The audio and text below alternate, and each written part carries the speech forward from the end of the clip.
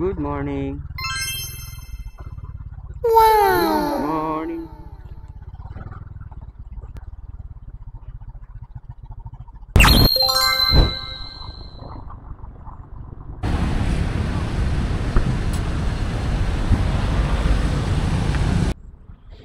Grabe, ang haba ng pila guys. Ayun, no? Monday kasi. Oh no! Ito mahirap pagka Monday talaga, ang haba ng pila ng natin. Bayad sa palego. Bayad muna tayo sana ng responsibilities. Kaso wala eh. Ang haba ng pila kaya balikan ko na lang siguro to. Grabe. Paikot yan hanggang dun.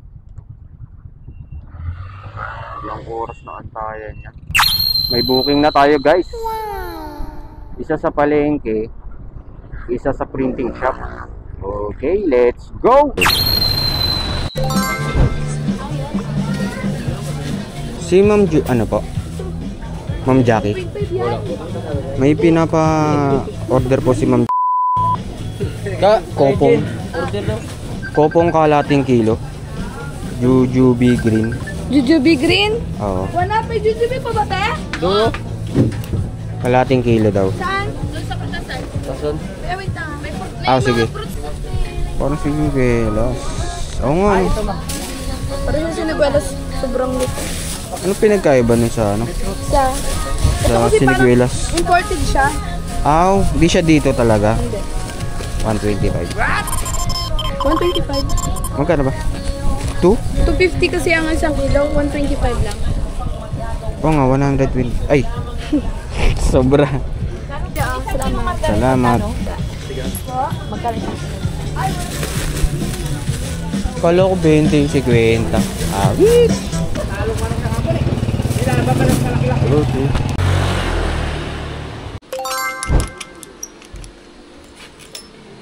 Pick up po. Yes po. Kay Ma'am Ayan na. Okay na to, no? Apo sa kanya na lang yung BF. Thank you po.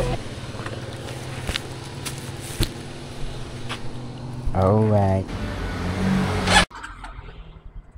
Pick up complete mga bossing.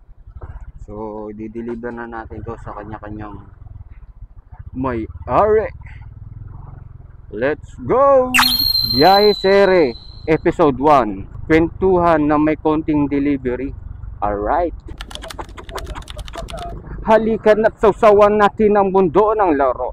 So, ang topic natin today ay, sa palagay nyo ba, si BBM ba mismo ang nagsiwalat na korupsyon sa flood control o ang taong bayan? Okay? Ako personally, disclaimer lang muna pala, wala tayong kulay dito. Ito ay isang opinion lang ng simpleng delivery rider. At para lang meron tayong mapag-usapan dito sa aking vlog. Okay? Ako pa sa palagay ko, oo at hindi. Oo, siya ang nagsiwalat ng datos ng mga kontraktor, top 15. Natural yung kasi, syempre, hawak naman talaga nila kasi yung datos eh. Wala naman sa ating mga taong bayan yun. Kung sino-sino ba yung mga pinagkukuha nila. Kung sino-sino ba yung mga nanalo sa bidding puno. So, natural lang na siya ang magsiwalat. Pero ang pinakamalaking dahilan kung bakit napilitan siyang isiwalat yun kasi hinanap ng taong bayan. Tama? 'Di ba? Ito, sa palagay nyo ba magkakaroon ng panahon si BBM na halukayin yung datos ng mga kontraktor kung hindi hinanap ng mga taong bayan? Magkakaroon ba siya ng panahon na puntahan yung mga ghost project kung hindi hinanap ng taong bayan? So, para sa akin, kung hindi pa naghanap yung taong bayan, hindi niya pa magagawang ilabas yun. Para sa akin ulit, kaya niya ginawa yun is para magkaroon siya ng damage control. Kasi kanino nga ba dapat isisi yun? Diba? Yung anomalya na yun. Sa mga kontraktor lang ba? Sa mga kongresista lang ba? Sa mga senator lang ba na pinapangalanan? Hindi ba dapat may parte ka din doon kung bakit nagkaroon ng ganun? Dahil kung hindi mo talaga alam, which is ayun ang gusto mong iparating sa amin na wala kang kaalam-alam sa mga nangyayaring korupsyon at gulat na gulat ka sa mga nagaganap, Totoo nga na weak leader ka, no? Pasintabi ko sa mga loyalists, pati sa BBM supporters natin dyan. Isa ka talagang weak leader, di ba? Kasi di ba, sa aking pagkakaalam, no? Meron kang intelligence funds kung saan para malaman mo yung mga nangyayari sa paligid. Siguro naman meron kang intelligence funds, no? Na sa palagay ko ginagamit yon para alamin yung mga nangyayari sa paligid mo, no? Para secretly na imbis na alamin yung mga bagay-bagay nga sa paligid mo, paulit-ulit tayo, di ba? O baka ginagamit mo lang yung intelligence fund para sa mga kalaban, kung ano yung galaw nila, next move nila, di ba? Kaya alam mo kung anong gagawin nila at kina-counter mo na ngayon pa lang. Kaya sa tanong na si BBM ba ang nagsiwalat ng flood control, para sa akin yun talagang nagsiwalat is yung taong bayan. Kasi hinanap nila sa lugar nila, sa bawat lokal. Tinignan nila kung nasaan ba yung pinagmamalaki ni BBM sa zona. You know, pinagmamalaki niyang libo-libong flood control na natapos. Which is wala naman talaga. Isipin mo, di ba? Nagawa mo ng i-report na natapos na. Nagawa mo ng ipagmalaki sa buong Pilipinas sa pamamagitan ng zona, yung mga proyekto mo. Tapos ngayon hindi ka pwedeng sisihin sa mga nangyayari. Ayon, no? Ayon kay Auntie Claire. So, yun lang ang ating topic. Halika na, tasukin natin ng... Okay guys, third booking tayo. Chat and surprise. Let's go!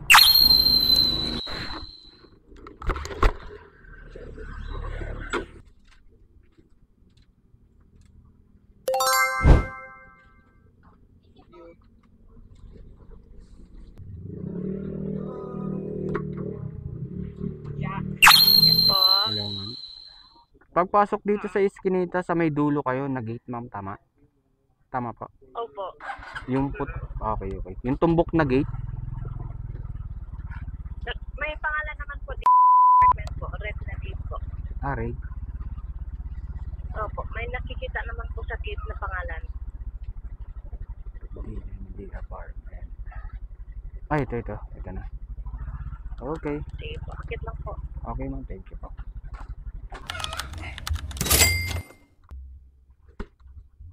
Aww.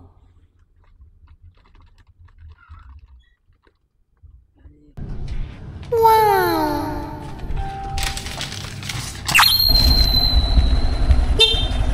Opo.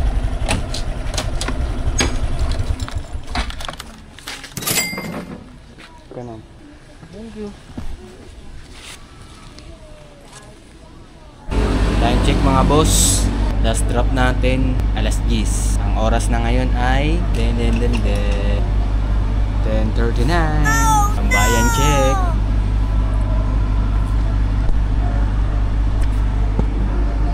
Buti na lang meron tayong magandang tambayan dito, yun. Wow. Yeah. Oh, sarap. Malilim. Kabilang gatsa. Sa may Baltan area. Alright.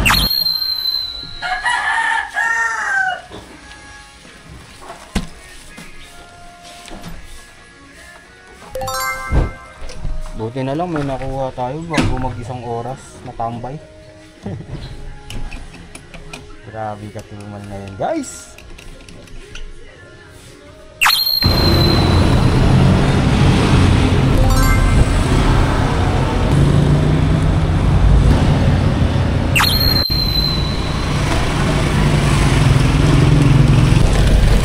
Ay ma'am. Kay Sir po, pinabibigay po. Kayo na lang po daw magbigay, ma'am. Okay. Okay na po. Thank you, ma'am. What? Aray ko. Paano natin ano to? Makikita, di ba? Take 2. Text done. Wala talaga. Disable. Patay tayo dyan.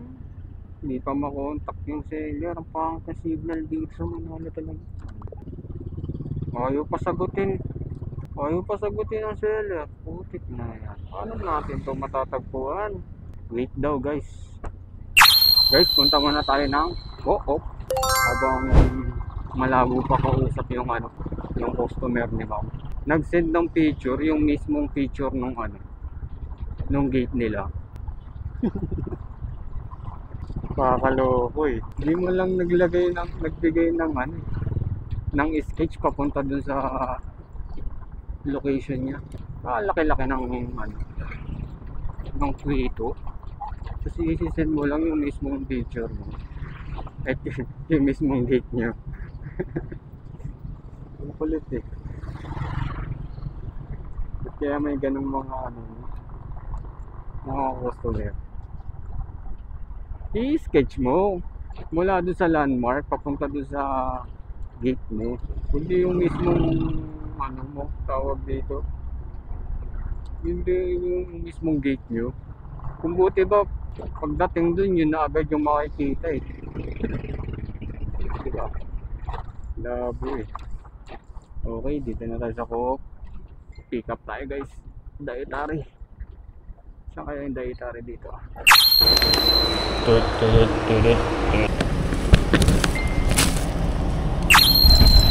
Pink na may ukayan. Kaya yun Pink na may ukayan. Pink na may ukayan. Pink na may ukayan. Bahay na pink na may ukayan. Bukas na tayo Labo na lang Ang daming pink dito. What? So walang ukayan. Soba na siguro. Ako hindi pa matawagan si Ma'am.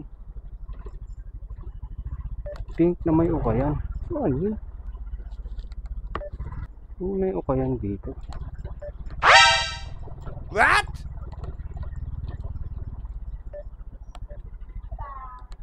Saan yun dito?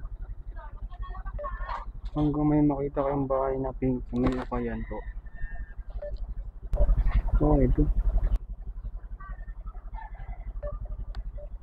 Pink din to. May pink din to. Ay, angit.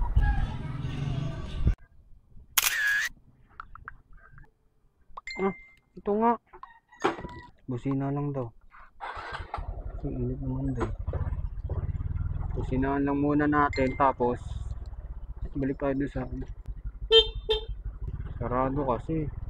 Busina lang daw eh.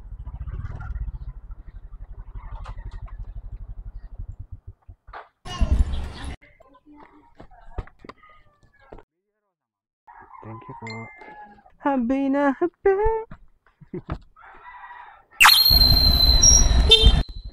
Ito na siguro yun. Ay, ito nga. Dito na po. May naman pala siya, di ba? Tawag dito. Landmark. Ay, ma'am. Sa inyo, ma'am? Ito po. Thank you din, ma'am. May landmark naman pala siya dito. Sige lang siya kasabi ng Quito. Pwede ba yun?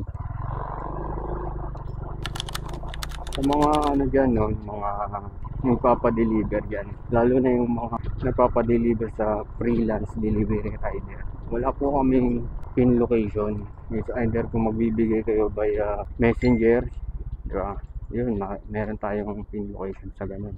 Pero kung wala, hindi pwede yung barangay lang, tapos pipicturean mo yung mismong kanto nyo o gate nyo, diba? Paano matutuntun yun?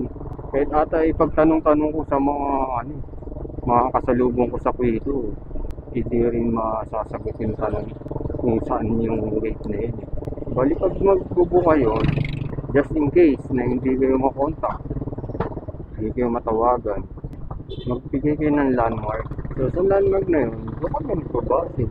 Make it sure na yung landmark na malapit, diba? Kung malayo-layo naman, bigay ka na ng sketch papunta dun sa landmark. Tama, mali. So, yun lang guys. Sa mga nagpapabook na sa ating mga freelance delivery rider. Okay? Ay, grabe sa sobrang tumal. Akala ko bigla pa ako pauwi nang walang dala. Buti na lang meron pa tayo na sungkit. Tawagan na natin. Hello, ma'am. Kuya, pwede pa pasok na lang? Oh, sige ma'am. Pasok tayo guys. Let's go. Bento cake. Medyo maselan pero kesa wala pa uwi. Let's go. So yun, no, habang gumagapang tayo papunta doon sa last drop off bago magtanghalian, may tanong lang ako mga boss.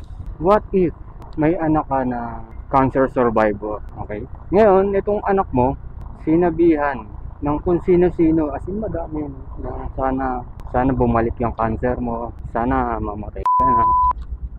Ikaw bilang isang magulang, anong mararamdaman mo? Ikaw na magulang na nilaban nyo mag-ama o mag-ina yung sakit na yun, dahil alam naman natin ang cancer, no? Sobrang 50-50, kumbaga mabubuhay or mamamatay kasi wala kang kasiguraduhan. Di ba nga yung iba tinataningan na din pagka meron kang cancer. Yan, alam niyo ba, yan yung naranasan ngayon ni Katunying, o kilala rin sa pangalan na Anthony Taberna, isang mamamahayag sa mainstream media pati sa social media. Etong mga supporters ni Hontiveros, no, yun naman natin lalahatin, pero ayon kay Katunying, dinumog yung social media account ng kanyang anak, no? Hindi lang ng anak niya, ng buong pamilya niya mismo. Ang kaso, napuruhan yung anak niya na si Zoe. Dahil sa, ang context nito, dahil may lumabas na datos, okay, about sa insertion kay Hontiveros. Pero, no, sa pagbabalita ni Katunying, hindi lang naman si Hontiveros yung sinasabihan niyang may ganun. Marami naman siyang pinangalanan na senador. Hindi lang talaga makapaniwala si Katunying na kasama si Hontiveros doon, kasi nga hindi siya bumoto sa BICAM, sa mga insertion, di ba? Pero meron siya. At may receipt. At ito namang mga supporters ni Hontiveros or kakamping, dahil hindi nila kayang labanan o may pagtalastasan, di ba, ng argumento sa argumento, topic sa topic, dahil yung pag-atake nila personally kay Katunying walang talab. Alam mo yun, ang inatake na lang yung mga mahal na sa buhay, yung pamilya niya. Ganun na ako kadesperado para lang mabaling sa iba yung usapin, para lang mabaliwala yung iskandalo. Wag naman, di ba? Kung gusto nyong ipagtanggol si Hontiveros, resibo sa resibo, argumento sa argumento, katotohanan sa katotohanan, hindi yung ganun dadami mo pati yung pamilya. Yun lang nakakadismaya kasi ganun yung gawa iba di ba? Pag natatalo na usapin sa argumento, ililis yung crosshair, kumbaga, di ba? Yung crosshair mo, di na nakatutok dun sa mismong argumento. Tumututok ka na lang dun sa alam mong masasaktan yung damdamin ng isang tao. Idadamay mo na kung sino-sino. Kung ganyan ka lang din kababaw mag-isip, anong ambag mo, di ba? Anong bang pinaglalaban mo? Anong tunay na pinaglalaban mo? Tapos, karamihan pa dyan, no, nakatago sa mga dami account. So, may tunay kang pinaglalaban, number one, hindi yan dami account dapat. Maglabas ka rin ng resibo na magpapatotoo dun sa inilabas na resibo ni Katunying. Ang mahirap kasi sa mga bayaran. Well, masasabi natin bayaran yan, di ba? Kasi alam naman natin na pag pera na yung nagsalita, di ba? Kahit prinsipyo, nabibili na din imposibleng hindi binayaran yan yung mga yan. Dahil yung mga tunay na nagsasalita dyan, yung mga advocate talaga na para sa good governance. Lalabas sa mga bibig nila is paano ba dapat magkaroon ng magandang governance? Solusyon, kumbaga. Ang lalabas sa bibig nila is solusyon. So yun, ang tanong, kung ikaw yung magulang may cancer, di ba? Anong mararamdaman sa mga taong walang puso, naniniyak ng babash dahil hindi manalo sa argumento sa magulang? Yung anak na lang yung mabanatan. Deliver lang, boss. Deliver lang. Hello po. Hello po, ma'am. Deliver po. Yes po. Ano Dito- po banda? Saan po kayo banda? Dito na po sa may PSU, ma'am. Sa may gate. Sa, PSU gate po. apo, sa may labas na din. Ay, sa loob na rin po. Loob po. Apo, PSU. Ay, sige po. Pwede pong padala na lang po sa kanina. Sa may... Accommodation po sa labas. Saan po, sorry? Sa shed po sa labas. Sa labas ng ano, PSU? Yes po. Ah, okay, okay. Sige, ma'am. Papunta na rin. Palabas na din po. Sige po. Thank you po. Thank you din po, ma'am. Wait lang po May kukunin lang po kasi. Ah, okay. Dito sa may bakal na shed? O sa may ano, bato? Oh, hindi umabot. Kasi anong shed kayo sinasabi ni ma'am? Wala pa pala si ma'am dito, men. Mabus. Ikot-ikot lang. Ikot-ikot. Ikot. Anong ano to? 320 lang. 320. 320. Nakikilang na lang po. Sige po, ma'am. 1, 2, 3, 10. Sobra, ma'am.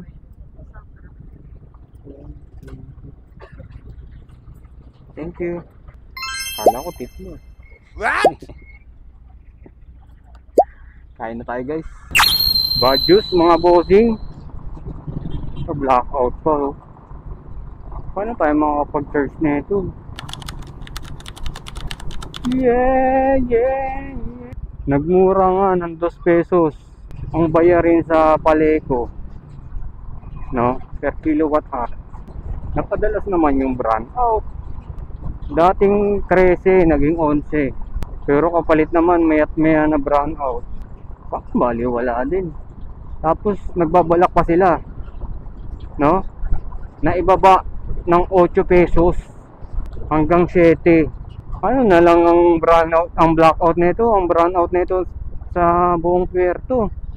Baka dating alternate na blackout 1 week na. Ano ba naman yan, paleko? Tapos ito pa, mga bossing, meron pang oras na mamamatay, sisindi, mamamatay, sisindi. Kaya pag namatay yan at hindi mo tinanggal sa saksakan yung ano, yung mga appliances nyo, nasisirain talaga. Hindi mo ba alam kung mga ano din eh, mga may negosyo sa appliances eh. Ay nako, kailan kaya, no? Kailan? Totoo lang, maganda mamuhay dito sa ano, Puerto Princesa eh. Kompleto na rin naman lahat. Kaso pahirap yung ano eh, palego eh. Pag work from home ka, pag wala kang backup, patay na. Yari ka. Pag nagtitinda ka ng kailangan may kuryente, halos lahat naman kinakailangan na ngayon ng kuryente. Abonado ka pa sa mahal ng gasolina, di ba? Kung ano ka, magge-generator ka, ang mahal naman ng gasolina. Paleko, paleko, paleko. Baka naman. Kain na tayo, guys. Dami ng gutom. Bakbak na naman tayo, mga bossy. Kaso problema, hindi tayo fully charged. Paleko kasi ay, Kakabalik lang ng kuryente. Mga ilang minuto pa lang ako nakasaksak. Biglang tumawag na yung schedule natin ng pa-deliver, mga boss. Kaya no choice. Balik na lang tayo ulit mamaya. Tapos may pa-deliver pa si Mrs. Sana kayanin pa ng isang balikan para di sayang yung labas natin. Let's go! For the win! Ito po. At 4 po. Ito yung sa Angelas. Ay, sa City Hall, iniwalay ko lang sa carbonara. Ay, isang carbonara lang. Ito lahat sa Angelas to. Ay, sa City Hall, ma'am. Yung sa Angelas. Ito yung sa City Hall. Pareho na paid, ma'am. Okay. Sige, ma'am. Thank you. Nagbabadya pa yung ulan, guys. Ayun, mga boss. Huwag ka sanang tumuloy. May pabayan pa naman tayo. Hindi biyari. Bahala na. Kaya natin yan. Let's go! For the win! Balik tayo, boss. Wait lang. Yun. Sa gilid lang, ma'am. Sige, ma'am. Oh, di. Tumatumba tayo. Sige, ma'am. Nalimutan yung soft drinks. Bullet. Hello po, good afternoon po. Kay ma'am. Regularan pa lang to. Yes po. Diyan na po kayo. Yes, ma'am. Dito na po ako sa may entrance. Makaakit kayo, kuya? May iba pa kasi Or marami akong... kayong dala? Opo, ma'am. Baka matumba yung motor. Sige, babain ko na lang po. Okay, ma'am. Sige Salamat sige po. Buti na lang. Pumayag si ma'am. Kaya ang dami tayong dala. Okay. Thank you, ma'am. Apo, ma'am. Salamat. Sayang, di nyo nakita mga bossing. Maganda na si ma'am. Mabait pa. Sana all ganun. Yung iba kasi, pangit na demanding pa. Diba? Kahit sinabihan mo na ng sitwasyon mo kung bakit hindi mo siya maiaakyat. Pilit niya pa rin gusto niya. Sabi niya, bakit ganun? Di ba dapat door to door? Door to door eh. Depende rin sa sitwasyon yan, ma'am. Intindi mo rin naman yung sitwasyon ng delivery rider. Tulad yan. Eh kung matumba yung mga kasabay or mawala, di ba? Eh doble-doble pa problema ngayon ng delivery rider. Abunado na, lugi pa. Kaya dapat pagka may nagsabi sa inyo si delivery rider ng sitwasyon mo, baka naman pwede. Yun lang. Peace. For the win. Lumalamig ng simoy ng hangin at dumudilim na ang kalangitan. Bubuhos talaga. Labi tayo. Paano ka? Yeah. Hello, ma'am? Wala palang contact number to, ma'am? Ay, wala. Apo, ma'am. So yun na lang po. Sige. Salamat po. Paano natin matutuntun yan? Sana hindi busy, no? Sa Kalalangoy. Sana di busy sa Kalalangoy. Hello po. Good afternoon, ma'am. Deliver po ng order niyo pong bilao. Food.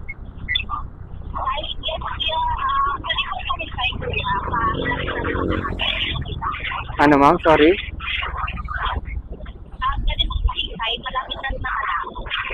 Paantay po. Saan na po kayo banda, ma'am? Ano po? Saan na po kayo banda? Yes po, kamusta na ako kuya? Wala na. Sige po, ma'am. Apo. Sige po. Dapat. Dito na po ako. Salamat po. Antay daw tayo, guys. Malapit na daw. Time check. 2:43. Gaano kalapit yung malapit niya? Abangan. Food delivery? Opo. Kay pangalan nito. Okay. Bali may babayaran pa po na ano. 120. Ay, hindi pa na ba? Hindi pa po. For delivery po. Ay, ganyan natin. Ano gano'n rin? Okay. Ikaw lang, sir. 120 bali 380. 1, 2, 3, 350, 370, 380 po. Ito magang lang po ito. Ito mabigat. Baligtad nga eh. Siya, nung kinuha niya. Okay. Siya ang kumuha nun. Yun.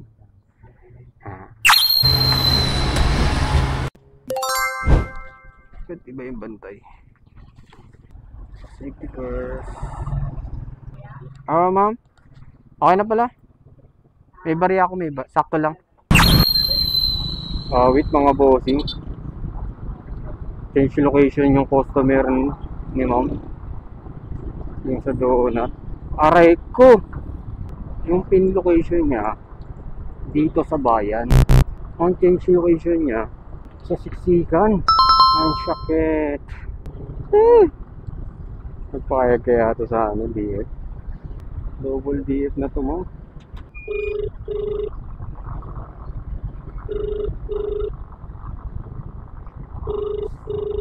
Aray ko, di sumasagot. Aray ko, di pa sumasagot. Sabi ni Seller, tawagan ko daw. Di naman sumasagot. Anong gagawin natin ito?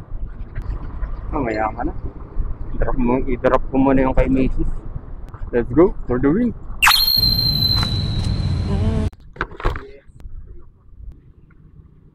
Place entrance. Pakihanap si Hi ma'am. Kay ano po? Sir L. Bayad na po. Hindi pa po. 350 po lahat. Shoutout nga pala kay Michael and Pusoy. Shoutout mga ka-delivery rider ko. Yan. Hindi ko kayo nasasama sa video. Natsa-tsempo kayo naan. Natsa-tsempo ang nakapatay yung camera. Tapos bigla kayo sumusulpot. So, yun lang. Shoutout, ride safe. Let's go for the win! Pumapatak na yung ulan, guys. Mga boss.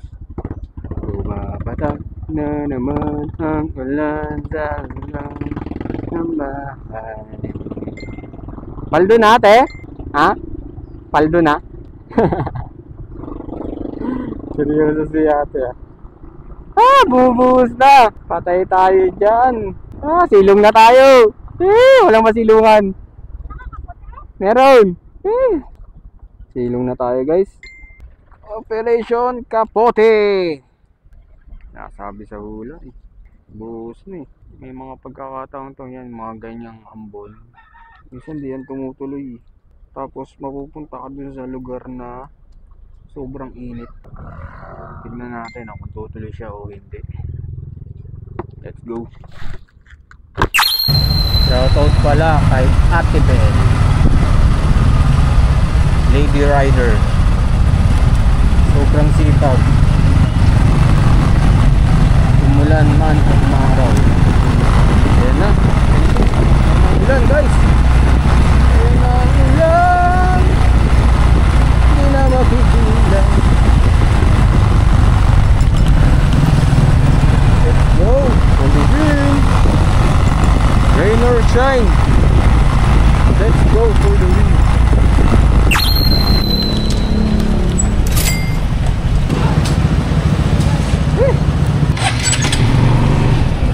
Sabi niya, guys, tawagan lang daw siya.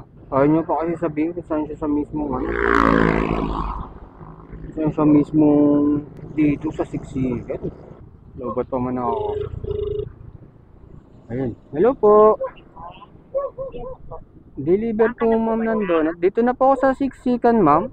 Saan po kayo sa Siksikan banda, ma'am?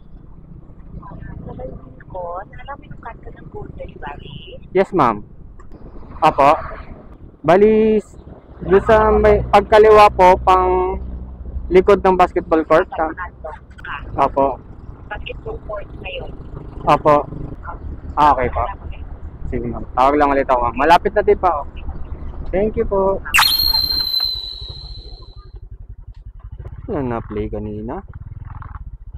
Anyways, Ito na nga no, na-deliver na natin dun sa bahay niya. At buti na lang, nauunawaan niya. Nauunawaan niya na kailangan niya magdagdag. Kasi yung iba guys, mga boss, no, kahit alam naman nilang pagkukulang din naman nila, di ba? Ayaw magdagdag. Kung magdagdag man, napipilitan pa, galit pa, masama pa loob, di ba? Kasi, isipin mo, ang binayaran mo lang, papunta doon sa pin location ngayon. Ngayon, bigla kang nag-change location. Di ba? Ngayon, naghihingi ng additional si rider dahil di naman biro yung nilipatan mong lokasyon. Kumbaga, ang layo din. Yung mula dun sa pin location mo, sa pinalitan mong sa panibagong lokasyon, napakalayo. At sabihin natin malapit lang yun, kukonsumo pa rin yun ng gasolina eh. Kung buti ba, di ba, hinihingi lang yung gasolina. O kaya, sobrang mura ng gasolina dito sa Puerto. Alam niyo naman, dito sa Puerto Princesa, ginto ang gasolina dito. Kaya, shoutout sa kanya dahil hindi na siya pumirit pa ng kung ano-ano. Explain lang siya na kung bakit siya nag-change location, which is nag-brown out, walang klase, at late niya na nasabihan si seller. So yun, shoutout sa'yo madam. Sana lahat ng customer ay katulad mo na marunong umunawa. So yun lang, let's go for the win. Peace. Lobat na ako guys, palego kasi imbis na pag-uwi ko magla-lunch habang naka-charge yung cellphone ko, tapos paglabas dire-diretso na yun, deliver hanggang Malobat ulit. Ang kaso dahil nga late na natin na charge ay mali. Ang kaso dahil late na bumalik ang kuryente, late na natin siya na charge. At ilang percent lang, halos 10% lang ata natagdag. Putik na yan. Buti naka ilang deliver pa ako. At natapos ko din yung deliver doon sa misis ko, di ba? In a brighter side, talaga, inulit pa talaga, di ba? Kumita pa rin tayo kahit sa kapiranggot na baterya ng cellphone natin, di ba? Ayun ang importante. Although matumal, ganun talaga, freelance eh. Pag freelance ka talaga, darating at darating talaga sa'yo ang tumal. Hindi ka freelancer kung hindi ka dadaan sa salitang tumal. Kung hindi ka nakakaranas ng tumal. Hindi ka negosyante, hindi ka businessman. What? Negosyante, businessman. Parang isa lang yun. Basta, tumal is real. Kaya, uwi muna tayo mag-charge. Paleko, baka naman, sana naman pag nagmura yung kuryente, no, wala nang blackout. Please lang, wala na sanang blackout.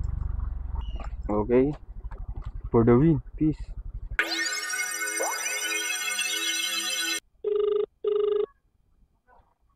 Ayun. Yes po. Hello po, good afternoon po. Ako po yung magpipick up nung payment po. Yes po. Saan na kayo banda, sir? Bali, papunta pa lang din ako, ma'am. Diyan po kayo sa may San Yes, sir, sa road 1. sa road 1. Sige po. Papunta na po ako, ma'am. Tawag ulit po ako. Sige, sige. Bye-bye, kuya.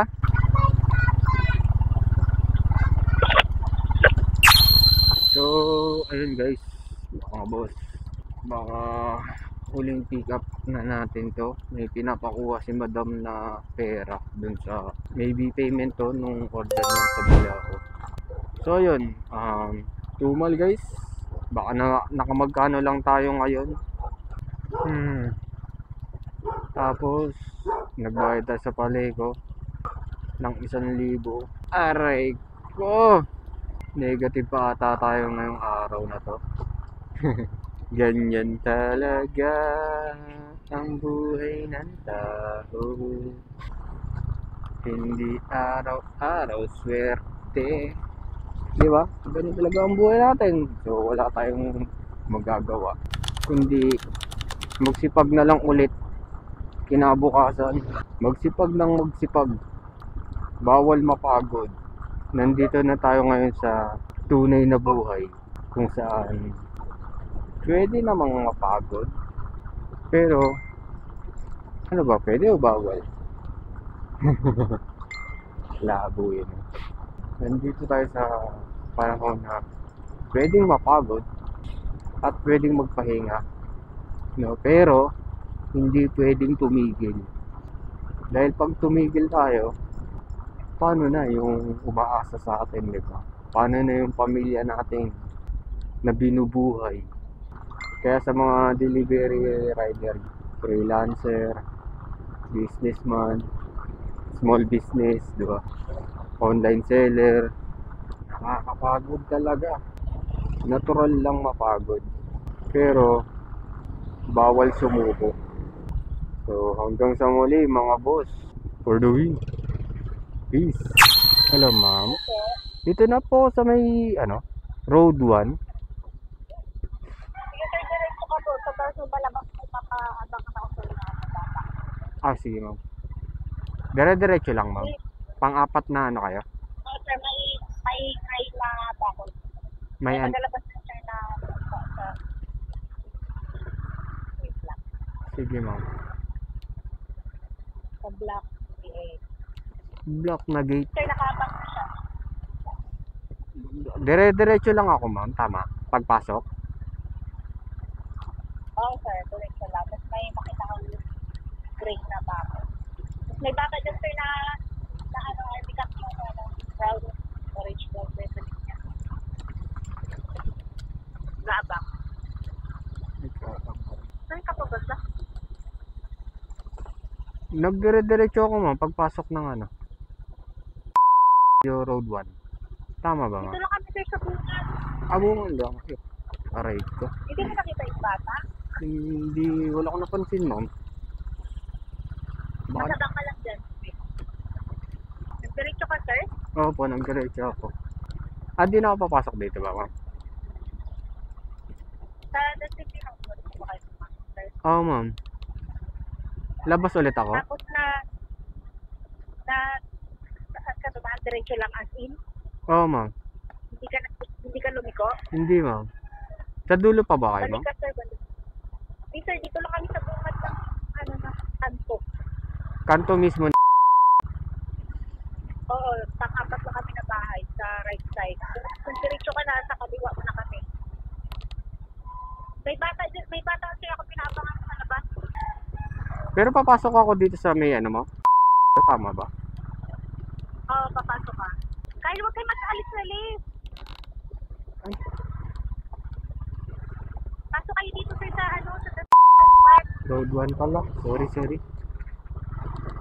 Kaya pala eh. Road. Sa road 2 pala ako naghahanap. Mali. Sorry. Kasi